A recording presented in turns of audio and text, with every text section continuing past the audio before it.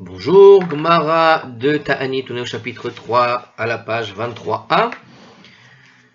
Alors, on continue cette grande braïta, on s'était arrêté justement à la fin du miracle, plus ou moins, qui vient de se produire avec l'histoire de Choni, qui trace le cercle. Finalement, il a fait la prière, bon, c'était pas exactement ce qu'il fallait, finalement, il a redemandé ci, il a redemandé ça, l'eau était trop, ensuite il a dû faire une bénédiction pour demander un certain pardon, parce que quelque part, quand c'est trop, le peuple se plaint, quand c'est peu, le peuple se plaint. Bon, en tout cas, on arrive à la fin de cette histoire où finalement, les bénis Israël peuvent aller, enfin les gens de l'époque de Choni, sont sortis dans les champs et ils ont ramené pour eux des truffes et des champignons. Et comme nous avait dit le commentaire là-dessus, ça voulait dire c'est un signe que finalement tout s'est bien passé et que finalement les pluies qui étaient tombées, bien qu'elles étaient impressionnantes, eh bien c'était des pluies de bénédiction. Alors, justement, donc quand on a fini un peu cette partie-là de l'histoire, l'histoire continue avec Shimon ben Shattar. Donc Shimon ben Shattar lui a envoyé un message. Il mané Choni ata. Si tu n'étais pas Choni, Gozrani alecha nidouille. J'aurais prononcé un bannissement contre toi. Alors pourquoi? Pour avoir manqué de respect à Dieu, en déclarant par 2 fois, ce n'est pas une telle pluie que j'ai demandé, nous dit Rashi. Alors on l'avait déjà vu, il faut voir la page 19a où on avait raconté ça, et la note 29 là-bas de Hartscroll qui répète un peu tout ça. Donc il dit comme ça, si tu n'avais pas été Choni, j'aurais dû prononcer un bannissement contre toi à cause de ce manque de respect, puisque ce n'était pas la bonne pluie.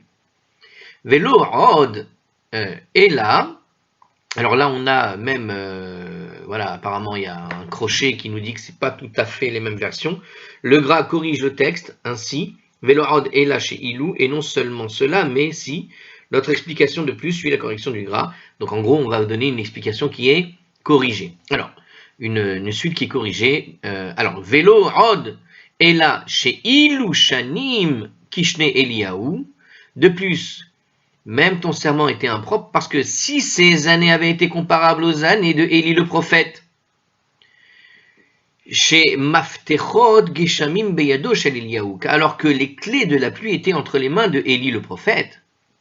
L'Omnipsa Shem Shamaim Mitralel Aliadecha, le nom céleste n'aurait-il pas été profané à cause de toi? Donc là, il parle en fait d'un épisode avec Élie. Alors on va essayer d'expliquer. Donc les clés de la pluie étaient entre les mains de Élie. Qu'est-ce qu'il veut dire? Lorsque le peuple juif fauta, Élie fit le serment qu'aucune pluie ne tomberait avant qu'il ne l'ait décrété. C'est dans le livre des Rois 1, chapitre 17, verset 1. Et Dieu lui donna alors le contrôle sur la pluie. C'est une histoire qu'on raconte et qu'on voit dans Sanhédrin 113a. Donc, à un épisode donné, il faut savoir que Dieu donne ce qu'on appellerait des clés. Pourquoi on parle de clés? Parce qu'il y a des portes. Et on parle des portes du ciel. Il y a plusieurs portes. Porte de la Parnassa, porte de la santé, porte de ceci, porte de cela. Bon, une quarantaine de portes comme ça qu'on cite lors des prières de Kippour, par exemple. À la fin, il y a un grand Kaddish comme ça qui parle de toutes les portes qui sont ouvertes. On demande à Dieu, à propos de toutes ces portes, de les ouvrir. Porte de l'intelligence, porte du bien-être, etc., etc. Tout un tas de portes comme ça. Et comme il y a une métaphore des portes, il y a alors derrière aussi l'idée de la clé. Et quand on parle de la clé de la pluie, c'est la métaphore justement de cette porte de la pluie. Donc il y a une idée de clé, c'est-à-dire que Dieu transmet en quelque sorte le pouvoir d'implorer Dieu, de lui demander d'ouvrir la porte de la pluie à lui seul. Donc ici, il nous dit que Élie, le prophète, à un certain épisode de l'histoire du peuple juif dans la terre d'Israël, Dieu lui avait donné ses clés, d'accord ? Les clés de la pluie.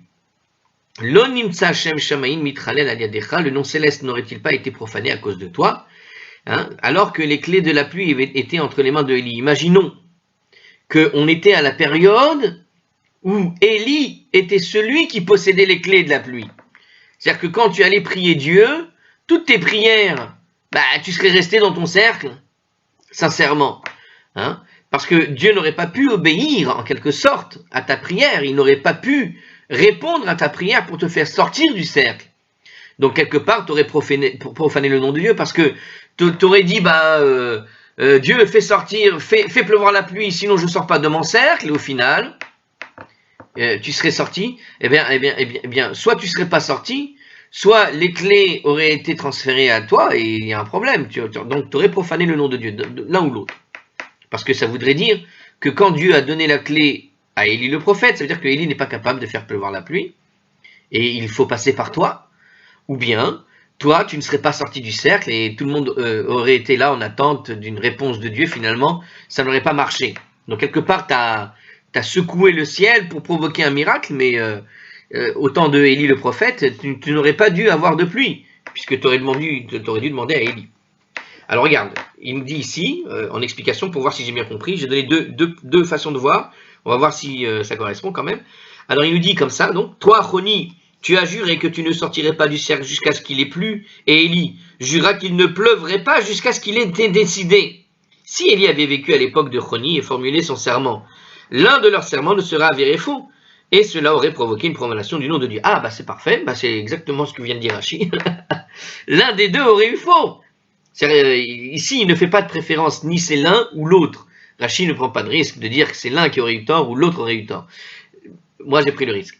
Mais en fait, non. Ce que dit Rachid, c'est que à un moment donné ou à un autre, il y aurait eu la pluie, et quelque part, tu aurais profané le nom de Dieu, puisque l'un des deux, on aurait montré que l'un des deux, Dieu a contrevenu à son serment, que soit c'est Élie qui tient la clé, soit c'est toi qui permet d'avoir la pluie. Shimon ben Shetach utilisa l'exemple d'Élie afin d'illustrer le principe selon lequel il existe un moment où on ne devrait pas tenter de contourner un décret divin de retenir la pluie. Si Dieu décide de retenir la pluie, des fois, c'est aussi pour qu'il y a dans le peuple une démarche de teshuva. On l'avait vu ça aussi à un moment donné.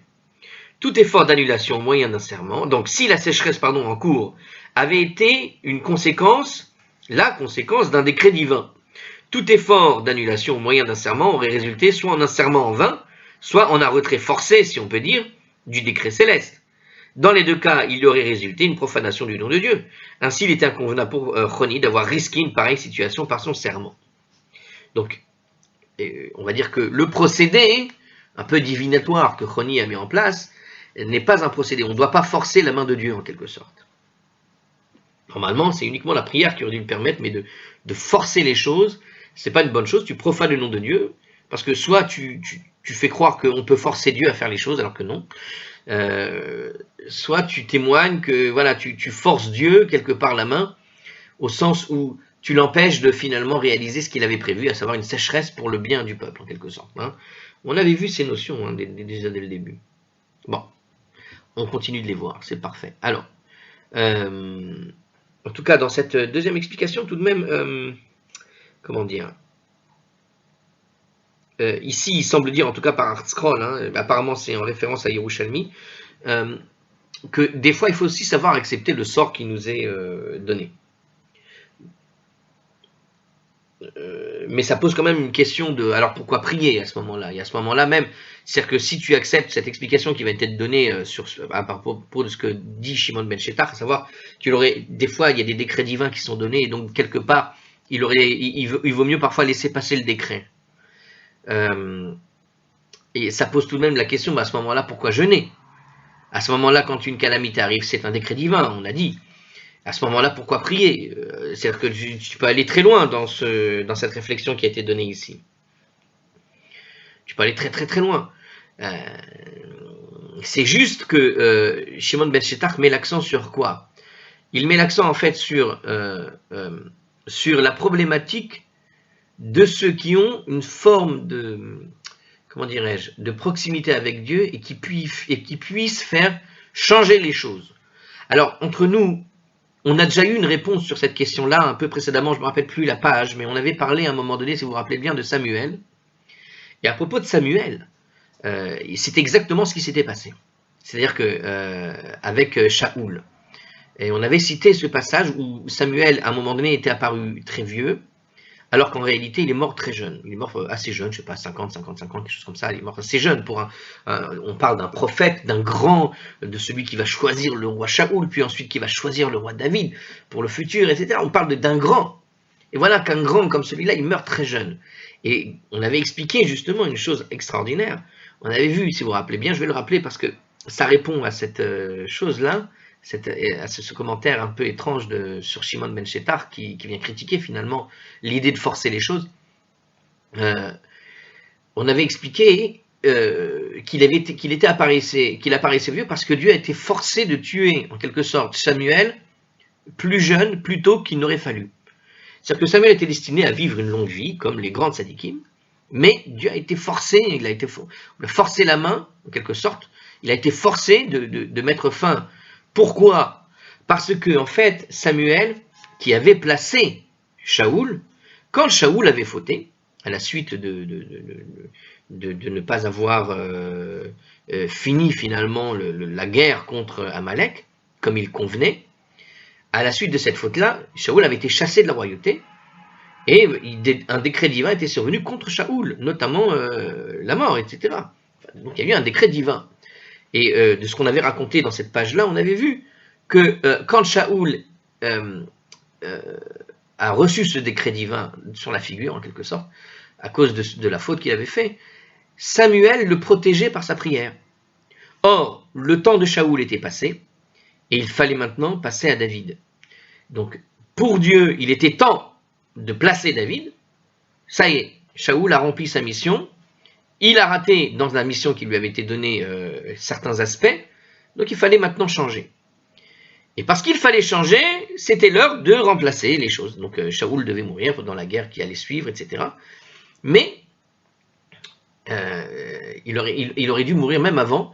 Et nous dit là-bas le texte du Talmud, il dit quelque chose de terrible, à savoir que quelque part Samuel, parce qu'il priait pour le bien de Shaoul et pour qu'il ne lui arrive rien, Dieu l'écoutait. La puissance de la prière de Samuel était tellement forte que effectivement le décret contre Shaoul était finalement annulé. Mais il n'était pas annulé, il était juste reporté. Mais il était reporté toutes les fois que prierait Samuel. Or, à un moment donné, Dieu a eu besoin de mettre David. Et te disait le texte de la Gemara là-bas, il a donc mis fin au jour de Samuel pour qu'il arrête de prier. Parce que sa prière, il fallait changer la place. Ça y est, il fallait que ce soit David qui devienne le roi. Et la prière gênait Dieu, la prière de Samuel gênait Dieu pour pouvoir se débarrasser de Shaoul, vulgairement parlant, mais c'est un petit peu cette idée-là, c'est-à-dire qu'il fallait que Shaoul disparaisse de l'histoire, ça y est, c'est fini, il a fini son temps, et parce que Samuel, quelque part, s'est mêlé du décret divin, et qu'il a essayé de tenter de l'empêcher d'arriver, et comme la prière de Samuel était très forte, très puissante, alors du coup, il a mis fin à Samuel. Et en mettant fin à Samuel, la prière, il n'y avait plus de prière pour protéger Shaoul. Personne n'avait le mérite, en tout cas, de Samuel pour protéger Shaoul. Et du coup, Shaoul, lui aussi, eh bien, Dieu a pu finalement faire ce qu'il avait prévu, mettre fin à Shaoul pour placer David. Bon, par rapport à notre histoire, et sur ce que vient de dire la réflexion ici de Hartskroll, sur ce que dit Shimon ben Shetar, à savoir que quelque part, il aurait provoqué c'est-à-dire que, est-ce que, on avait dit tout à l'heure, on avait posé la question, mais alors, excusez-moi, mais est-ce que ça vaut le coup de faire la prière ou je ne sais quoi, du coup, puisqu'on ne peut pas changer un décret divin? Oui, mais en fait, non. L'histoire avec Choni Amaragel est différente. Parce que Choni, il a un petit peu cette stature d'être capable de faire un petit peu forcer les choses, d'être capable de passer outre les décrets divins, en quelque sorte.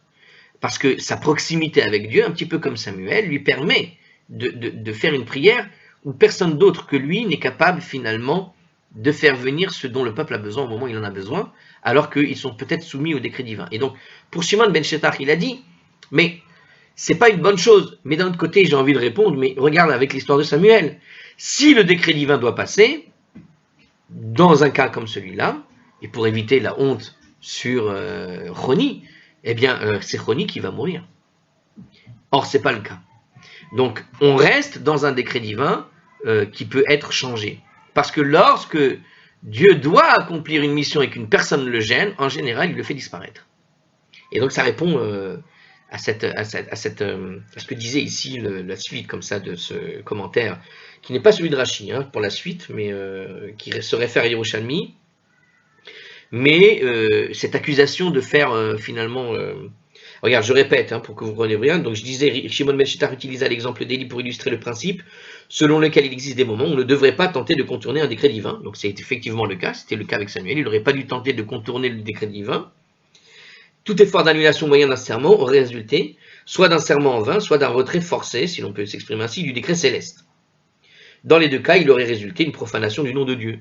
Et bien moi je dis non, parce que dans un tel cas, comme ça s'est passé, parce que ça s'est passé avec l'histoire de Samuel, et c'est la Gemara qui l'a dit, dans un tel cas, ce qui se passe, eh bien, il met fin à celui qui fait la prière et qui empêche le décret divin d'arriver.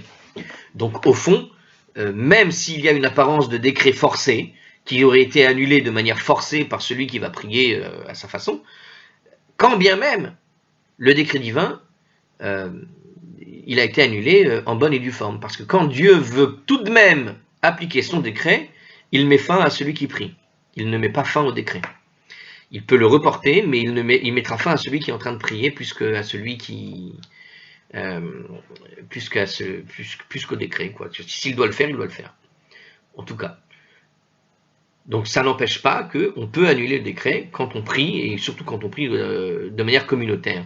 Et on pourrait dire ici d'ailleurs que Choni, au fond, il ne l'a pas fait de son propre chef, il ne l'a fait au nom de ce qu'on lui a demandé de faire, au nom de la communauté. Alors, je reprends dans le texte, du coup, en tout cas la critique elle est portée par Shimon ben Shettar contre Choni.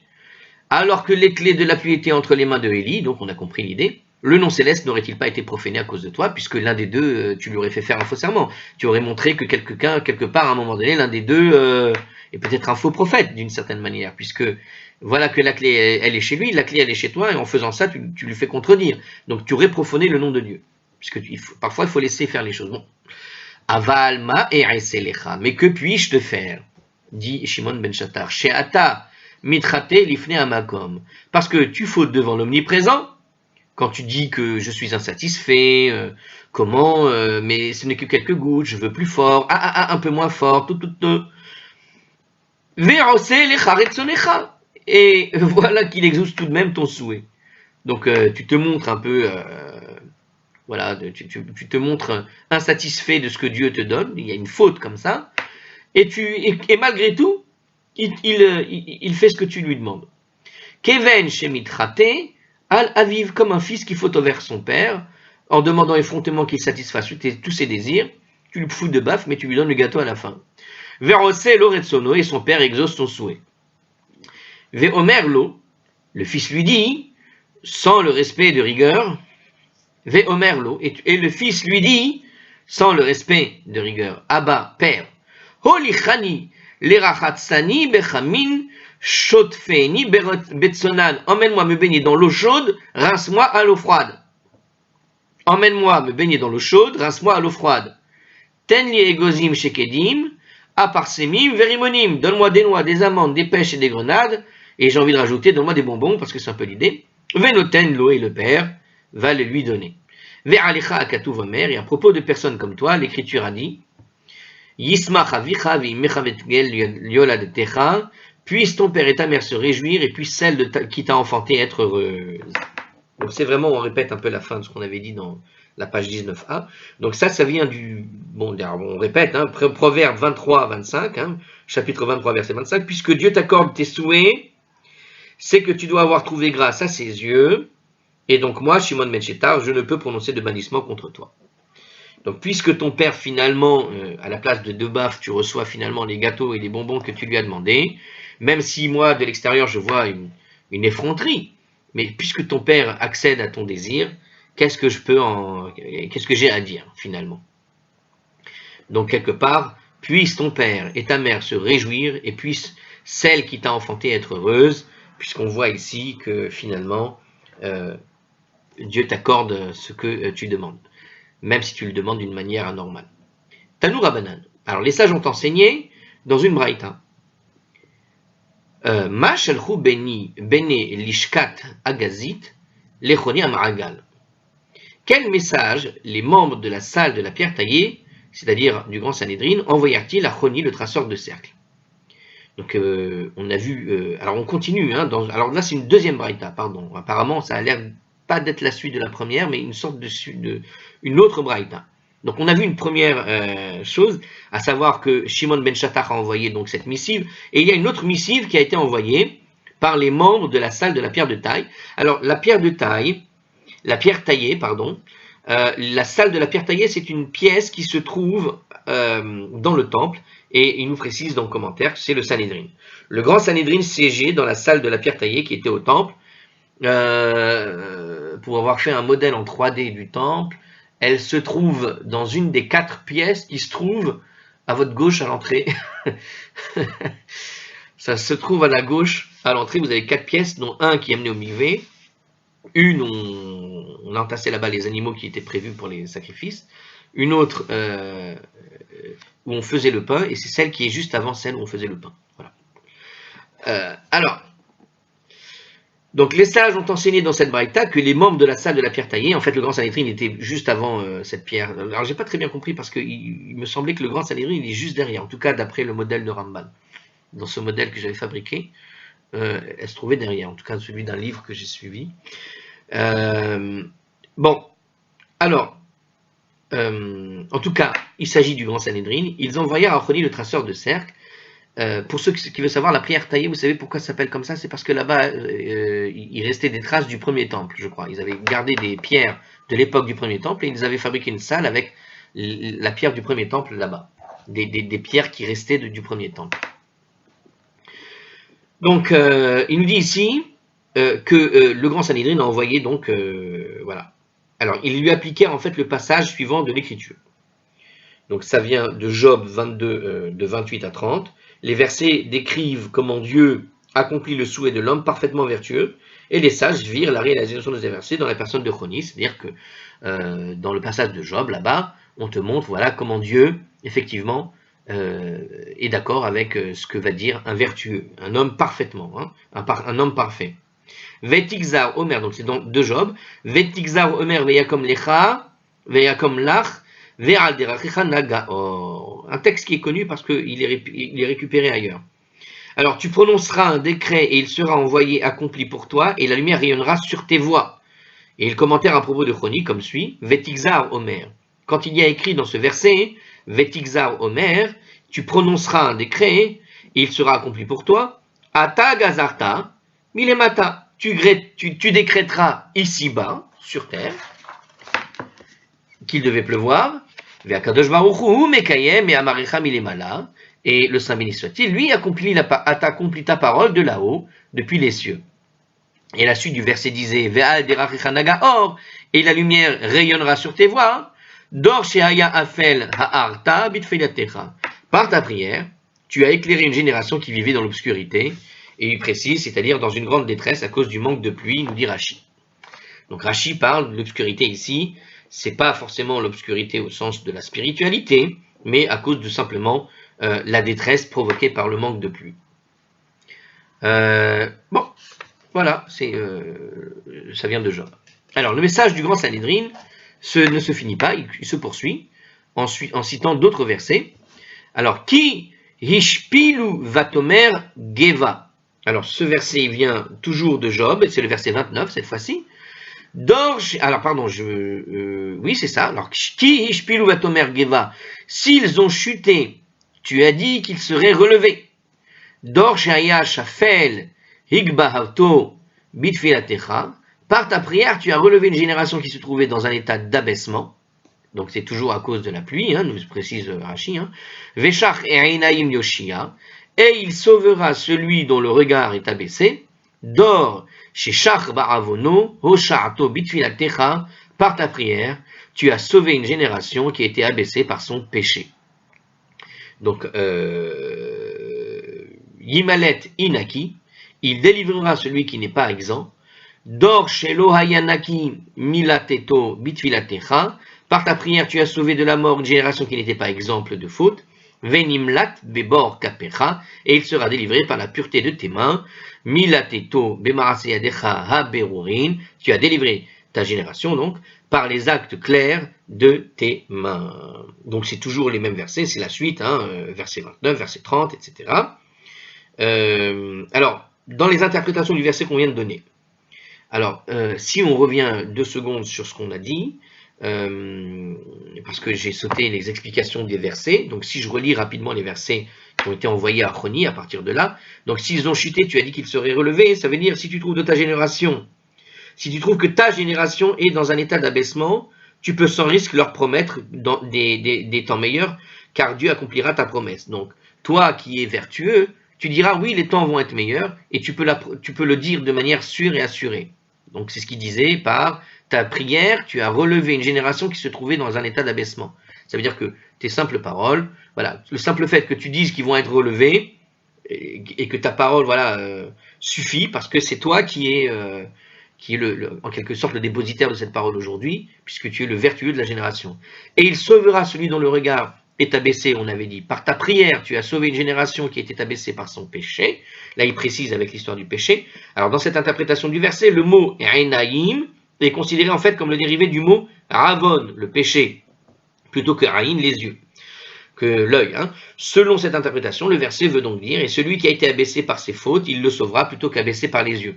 Parce qu'on pourrait interpréter ce verset par l'idée de celui qui a baissé les yeux. Donc c'est celui qui est déprimé, qui est désespéré en quelque sorte. Les yeux baissés, c'est souvent cette idée qui résulte. Mais comme les yeux peut être interprété par l'idée de Ravon et donc de pauvre, de péché, pas de pauvre, donc on peut voir ici la notion en réalité du pécheur, donc abaissé par les fautes, mais ça revient au même. C'est-à-dire que souvent, celui qui faute par une impulsion ou je ne sais quoi, va souvent baisser les yeux à la suite. Ou s'il ne baisse pas les yeux, il baissera le jour où il aura honte devant les gens, quand il sera grillé pour avoir fait ce qu'il a fait, par exemple. Alors on continue. Alors juste, j'enregistre au cas où. Voilà. Donc on continue. Donc, par ta prière, tu as sauvé de la mort une génération qui n'était pas exempte de faute, et il sera délivré par la pureté de tes mains. Tu as délivré ta génération par les actes clairs de tes mains. Alors il nous précise encore dans le commentaire, un grand commentaire, donc, bien que les interprétations de toutes ces phrases semblent dire la même chose, parce que effectivement, depuis tout à l'heure, j'ai l'impression de répéter, donc merci le commentaire d'Arskol de le confirmer, effectivement, donc bien que ces interprétations semblent dire un peu la même chose, que Choni, par sa vertu, a sauvé le peuple de la catastrophe, en gros, c'est toujours les mêmes versets qui disent la même chose. Le Maharsha suggère que chaque phrase avait en fait pour objet de décrire une phase différente de la séquence des événements. Donc, chaque phrase est en réalité une description de ce qui s'est passé avec l'histoire de Choni. Et dans cette histoire de Choni, qu'est-ce qui s'est passé justement? Après la déclaration générale selon laquelle le ciel a répondu au décret de Choni, les sages commentèrent le fait que, en fait, par l'intermédiaire de la prière de Choni, une génération qui avait été totalement assombrie par l'absence de pluie fut éclairée par la pluie légère qui tomba immédiatement. Donc déjà, on est dans l'épisode de la pluie légère. Donc la génération était assombrie, elle était désespérée, et puis soudain l'espoir renaît par le simple fait qu'une pluie légère arrive, déjà ça. Bien que ceci leur donna un peu d'espoir, ils restèrent dans cet état d'abaissement, parce qu'ils craignaient que cette pluie légère ne soit pas un signe précurseur de forte pluie, dont ils avaient besoin, mais uniquement un expédient pour délivrer Choni de son serment, ce qui n'était pas le cas. Mais Choni les releva alors de leur état d'abaissement en priant à nouveau et en faisant venir cette fois-ci les fortes pluies. Mais ils demeurèrent encore abaissés par leur péché, parce que les pluies tombaient avec une telle force qu'elles menaçaient de tout détruire. Donc quelque part, si tout est détruit, leurs péchés qui ont provoqué la sécheresse, alors il n'y a plus la sécheresse, mais les récoltes vont être finies. On ne va plus pouvoir manger quand même, parce que la terre va être dévastée. À nouveau, Choni va les sauver par les prières qu'il fit, pour que les pluies tombent d'une manière acceptable. Cependant, les pluies continuèrent à tomber jusqu'à ce que le peuple soit contraint de trouver un refuge au mont du Temple. Ceci venait du fait que la génération n'était pas exempte de faute. Donc c'est l'idée d'exemple de faute cette fois-ci, c'est-à-dire qu'ils étaient abaissés par le péché, mais cette fois-ci ils ne sont pas exempts de faute, ils ont tout de même des fautes et ils risquent quand même d'être noyés, quoi. Malgré tout, grâce aux actions pures de ses mains, Choni les délivra de leur épreuve en offrant un sacrifice, puisqu'il va offrir la sacrifice en appuyant les mains sur le taureau, comme on avait vu. Donc, puisqu'il appuie les mains sur le taureau, c'est l'action de ses mains qui permettent de sauver le peuple, là encore. Donc, Choni les délivra de leur épreuve en offrant les sacrifices, en appuyant ses mains sur la tête et de ce dernier, et en demandant à Dieu d'épargner son peuple. Donc, on voit donc que chaque verset qui ont été envoyés par le grand Sanhédrin était en fait une sorte de correspondance aux étapes de l'histoire, parce que Choni n'a pas prié une fois, il a prié en fait 5 fois quasiment. La première fois, quand il a tracé le cercle, d'abord la première fois, il n'y avait pas encore de pluie, celle-là, il n'y a peut-être pas eu, mais peut-être justement, c'était la première, ils ont relevé la tête parce qu'il a commencé à prier. Ensuite, il a tracé le cercle, il y a eu la première pluie. Ensuite, il est resté dans le cercle une deuxième fois à cause des pluies trop fortes pour demander une pluie moins forte. Non, d'abord il y a eu la pluie fine, ensuite la pluie forte, ensuite la pluie, on a dit il fallait faire arrêter la pluie, et avec le taureau, il a fait arrêter la pluie. Bon, voilà, on a vu ces 4 étapes, 4 versets proposés par le grand Sanhédrin pour illustrer finalement les actions de Choni. Alors très bien, Rabbi Yochanan, alors le message, voilà, non, c'est ça. Alors, là maintenant, puisqu'on a parlé de Choni, on connaît la Gemara, comment ça marche, puisqu'on vient de parler de Choni, on va parler un peu de Choni encore un peu. Et on va rappeler un peu, on va raconter un peu ce qui s'est passé dans sa vie. Et notamment ici, nous présente le commentaire de Harscroll, la fin de la vie de Choni. Qu'est-ce qui s'est passé? Amar Rabbi Yochanan. Rabbi Yochanan a dit, Kol Yamav Shel Oto Tzadik, durant toute la vie de ce juste, Haya Mitztaer Al Mikrazé. Il avait été troublé par ce verset. Donc, durant la vie de ce juste, toute la vie de ce juste, il était troublé par ce verset. Donc en fait, Choni avait un problème avec un verset de la Torah. Shira Ma'alot Beshuva Doshem et Sivat Sion Ainu Kecholmim, un verset très connu puisqu'on le récite pour beaucoup, juste avant le Birket Amazon. Shira Ma'alot Beshuva Doshem, pour ceux qui connaissent. Donc, un chant d'élévation. Lorsqu'Hachem ramena les captifs de Sion, nous serons comme un rêve. Nous dit ce verset. Alors Rashi, pourquoi est-ce qu'il a écrit Rashi? Alors c'est une traduction de Rashi. C'est-à-dire que Shir HaMa'alot, c'est le chant des degrés, en fait. C'est le chant. Vous savez que quand le roi David a écrit les différents les psaumes, il en a écrit quelques-uns pour le temple. Et HaMa'alot ici, c'est pour les escaliers. Il y avait plusieurs escaliers, et chaque escalier, il y avait un psaume qui était récité en fonction des marches qui étaient montées. Donc ici, il s'avère que Rashi, lui, il traduit d'une autre manière le chant d'élévation. Toutefois, Rashi relie le mot Ma'alot aux 15 marches de la cour du temple qui conduit au sanctuaire, nous dit le Maharsha. Donc voilà, l'explication, elle vient de là. Lorsqu'Hachem ramena les captifs de Sion, nous serons comme un rêve. Et un autre commentaire, il nous dit, c'est le psaume 126.1. D'accord? Bon, ça, il précise quel est ce psaume, en fait. Ce verset est interprété comme faisant allusion, en fait, au retour du peuple juif de Babylonie après 70 ans. Le psalmiste compare donc l'exil de Babylonie à un rêve d'une durée de 70 ans, nous dit Rashi. Donc on parlait du roi David, mais en fait ce psaume a été décrit apparemment après, en réalité, donc c'est pas le roi David qui l'a écrit celui-là, mais après le retour des exilés, et il est écrit donc nous serons comme un rêve. Donc c'est cette idée que, vous savez, c'est comme pour ceux qui habitent en Israël aujourd'hui. On se dit, mais ça fait pendant 2000 ans, les Juifs ne pouvaient pas habiter en Israël. Pendant 2000 ans, les Juifs ne pouvaient pas habiter en Israël.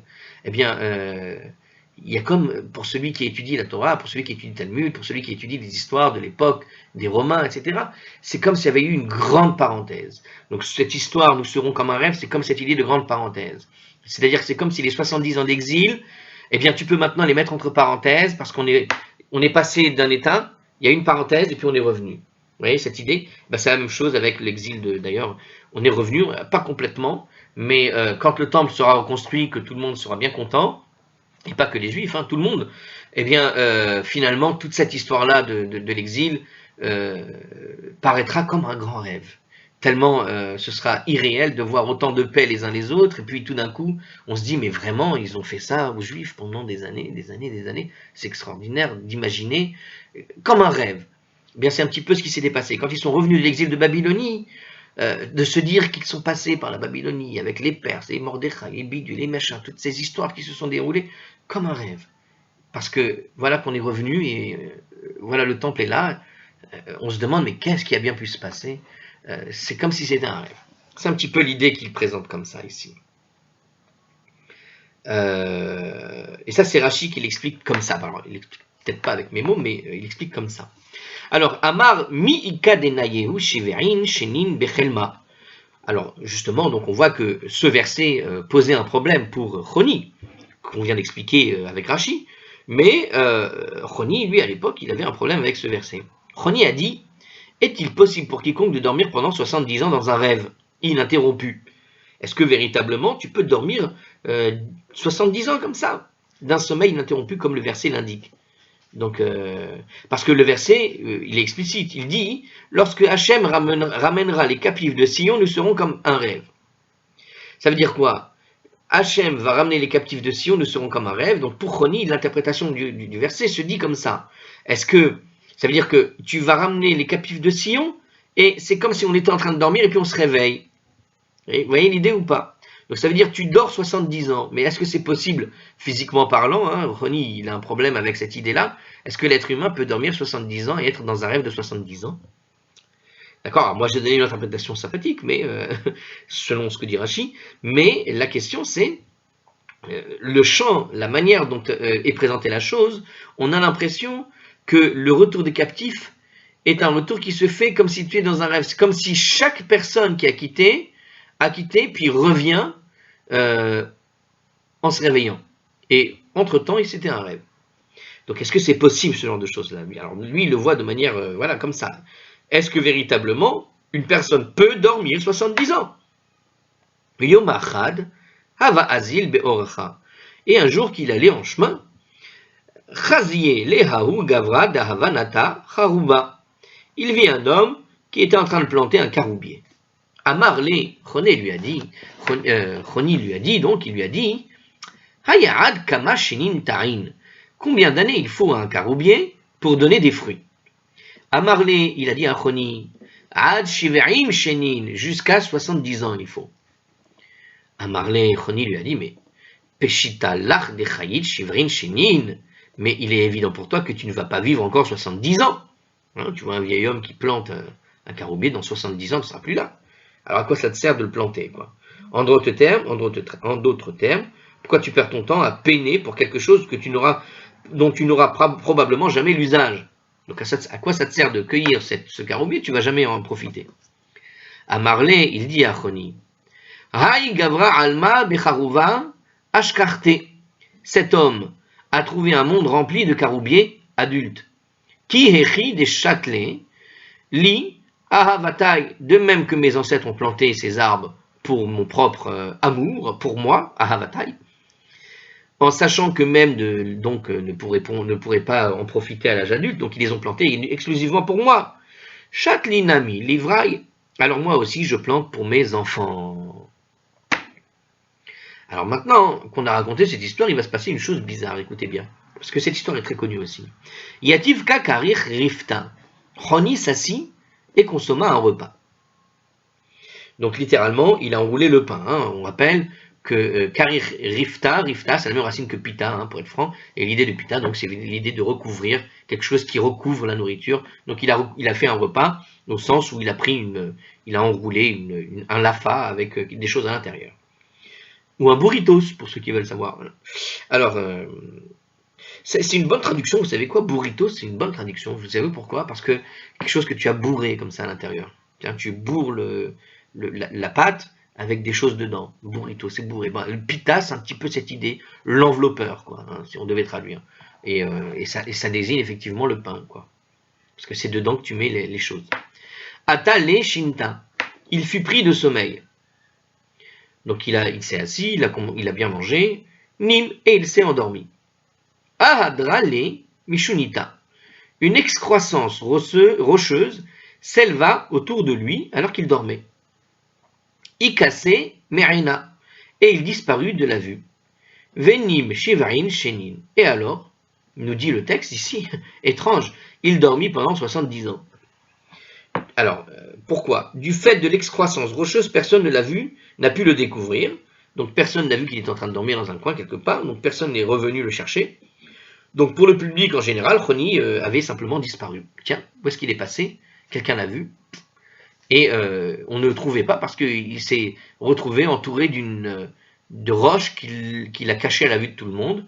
Et apparemment, il dormait d'un sommeil très profond, tellement profond que, vous allez voir, Kikam, lorsqu'il se réveilla, alors attends, une minute, il y a un gros commentaire quand même, on va finir ce commentaire. Ça c'est Rashi qui vient de dire que personne ne pouvait le découvrir parce que quand les gens pensaient qu'il avait disparu, parce que personne ne savait où il était caché derrière des rochers. Le Yushin cite, d'après le Yosiphon, d'accord, au chapitre 35, qui figure également dans les Antiquités de Flavius Joseph, à la page 14-22. Donc on voit une histoire qui a été rapportée même par Flavius Joseph, a priori, que Chrony fut tué durant la guerre de succession entre les frères de Iorkinos et Aristobulus, les derniers des Asmonéens. Pourquoi? Parce qu'il a refusé de prier pour l'un des combattants. Je rappelle ici, Orkinos et Aristobulus, c'était en fait deux frères qui étaient en compétition pour prendre le pouvoir dans la dynastie des Asmonéens. Et l'un des deux, alors je ne me rappelle plus lequel, va fuir du côté de Rome. Et c'est l'un des deux idiots, qui étaient deux Rachaïm, qui va ramener Rome et Pompée aux portes de Jérusalem. Et c'est comme ça que démarre l'exil de Rome. C'est-à-dire que les Juifs étaient libérés des Grecs, ils étaient sous le royaume asmonéen, mais l'un des deux, estimant que on leur avait usurpé, qu'ils n'avaient pas eu le trône à sa juste valeur, est allé chercher l'arbitrage des Romains. Les Romains ne savaient pas qu'il y avait un royaume juif, et on le voit dans les textes romains. Hein. C'est-à-dire que les textes romains présentent la chose, je crois que c'est dans Tacite, je crois. Je ne sais plus où je l'avais lu, en tout cas, dans les textes romains, ils présentent la chose comme une sorte d'orgueil des Juifs, qu'ils avaient un royaume et qu'ils avaient même des vassaux, des royaumes vassaux. C'est-à-dire que des gens payaient des tributs aux Juifs à cette époque-là. Il y avait des royaumes voisins, en Jordanie ou un peu ailleurs, comme ça. On payait de l'argent aux Juifs comme le font les grands royaumes. Et les Romains ne savaient pas qu'il y avait un royaume comme ça là-bas. Voilà, ils ne savaient pas. Et comme Hyrcanos, est allé chercher les Romains, je crois que c'est Hyrcan, ou l'autre, je ne sais plus lequel des deux, je répète. Il est allé chercher l'arbitrage, mais en cherchant l'arbitrage, il a fait venir l'armée romaine, et ni l'un ni l'autre n'a pu garder le pouvoir à la place. Ils ont été assassinés à un moment donné ou à un autre. Et ça va être justement, alors je ne me rappelle plus, je crois que c'est Salomé Alexandra qui va avoir le pouvoir, qui était la dernière héritière. Et c'est à partir de cette dernière héritière que Hérode est arrivé, soutenu par les Romains, qui était un converti, ou fils d'un converti, et qui ne méritait pas le royaume. Et c'est comme ça que ça s'est déroulé. Bon bref, alors là il faudra lire l'histoire plus en détail, mais en gros, on est dans cette période-là, et c'est intéressant, voilà, que dans le texte de Flavius Joseph, dans le livre des Antiquités, il semble parler de cette histoire, à savoir que Chrony a été tué, parce qu'il n'a pas voulu prier ni pour l'un ni pour l'autre, il n'a pas voulu trancher. Le Maharsha suggère que cette rumeur avait circulé parce que Chrony semblait avoir tout bonnement disparu sans laisser de traces. Donc, pour le Maharsha, il n'est pas mort, mais il est dans cette histoire que nous raconte la Gemara, à savoir qu'à un moment donné, il a juste disparu de la vue de tous. On le cherchait, mais on ne le trouvait pas. En réalité, il avait été camouflé par la roche, il s'était endormi dans un sommeil profond, et n'avait pas été victime des hostilités de personne, nous dit la Gemara. Cependant, la force de la rumeur fut telle que ses propres petits-enfants refusèrent de croire à la possibilité qu'il était encore vivant, après 70 ans, ainsi que la Gemara va nous le montrer, justement. C'est-à-dire que de se dire que le gars, il s'est endormi, il se réveille 70 ans plus tard, et tu me dis que c'est lui, mais non, 70 ans, c'est pas possible, personne ne l'a cru. Kikam, et lorsqu'il se réveilla, nous dit la Gemara, Chaziehu lehahu gavra ga'avaka melaket minayehu. Il vit un homme qui cueillait quelques-uns de ses fruits du caroubier qu'il avait planté. Donc le caroubier, un homme a dit, voilà, je suis en train de planter un caroubier pour mes petits-enfants, c'est pour plus tard, dans 70 ans. Et quand il s'est réveillé, il voit quelqu'un en train de cueillir de ce même caroubier, au même endroit, il n'a pas bougé. Amarlé Chrony lui a dit, Athu dishtalte, es-tu vraiment celui qui a planté cet arbre? Il ressemble, mais ce n'est pas tout à fait lui. Amarlé, il a répondu à Chrony, Barbéré Anna, non, je suis son petit-fils. Amarlé Chrony lui a dit, Shema Mina, Denaimi Shivrin Shenin, il ressort de cela que j'ai dormi pendant 70 ans, comme c'est décrit dans le psaume, le fameux psaume de Shir Lama Lot, Beshuva de Shem et Shivatsem, Aïnou Kecholmim. Donc j'ai dormi comme ce que ce psaume a déclaré, et d'ailleurs, Chaza Lechamare, De Ityelida Le Rameche Rameche. Et il vit que son ânesse avait donné naissance à des générations de petits. Alors ça, il faut expliquer quand même. Qu'est-ce que c'est que cette histoire d'ânesse? Ceci aussi tendait à confirmer qu'il avait dormi pendant 70 ans. parce que l'ânesse de Choni était pleine et avait donné naissance à un ânon mâle qui avait à son tour engendré un âne d'autres ânes de sa mère, tout simplement, nous dit Rashi. Donc il avait fait un petit troupeau d'ânes tout seul dans son coin, l'âne de Choni. Alors, Choni retourna chez lui. Azal, l'évété, il alla alors chez lui, à Marléou, et il a dit aux membres de la maison, là-bas, de sa maison, Bérédé Choni, Amagel, Mikayam. Le fils de Choni, le traceur de cercle, est-il encore vivant? Amroulé, ils lui répondirent, Béré l'état, son fils n'est pas vivant. Bar Béréita, mais son petit-fils est vivant. Amarléou, Anna, Choni, Amaragel. Il leur dit, je suis Choni, le traceur de cercle. Lohem Noudrou, ils ne le crurent pas, parce que les 70 ans venaient de s'écouler. C'est pas possible. Azal l'évêque à Midrash, alors il a quitté l'endroit, il était dans la maison d'études. Shame'inhu, les Rabbanan de Kamre. Il entendit que les sages disaient, Nehiran, Shematatin, Kebishne Choni Amagel. Nos enseignements sont aussi clairs pour nous qu'il était au temps de Choni, le traceur de cercle. Ça veut dire que les enseignements, alors il nous explique en commentaire, ça veut dire, les enseignements que nous venons d'apprendre sont aussi exemples d'erreurs qu'au temps de Choni, lequel était capable d'établir le texte correct des enseignements et de résoudre tout problème afférent. Donc Choni à l'époque, c'était quelqu'un de précis, c'était quelqu'un de clair. Aujourd'hui, nous avons des enseignements aussi forts que ce qu'à l'époque de Choni. Mais donc, qu'il y a 70 ans, on n'a pas bougé.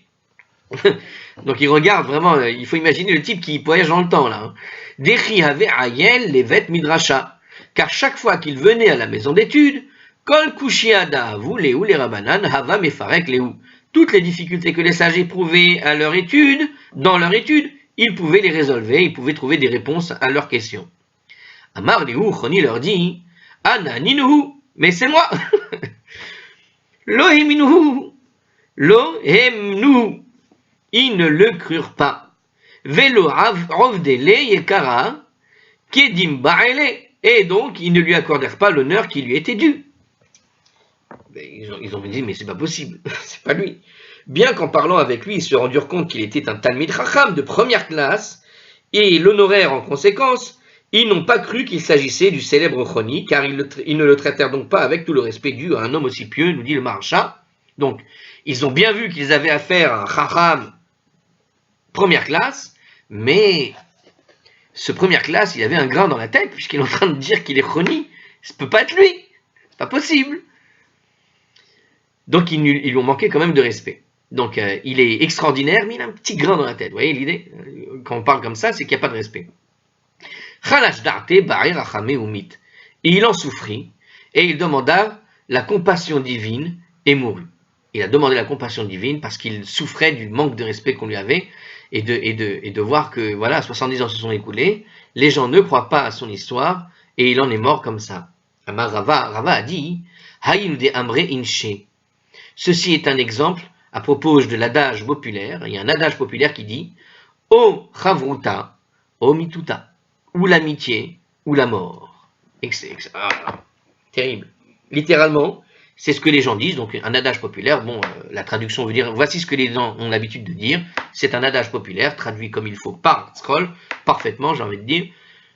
Et regardez l'adage, qu'est-ce qu'il dit? Ou l'amitié ou la mort, qu'est-ce que ça veut dire? La vie ne vaut pas la peine d'être vécue si nos collègues ne nous traitent pas avec le respect auquel nous sommes accoutumés, dit Rashi.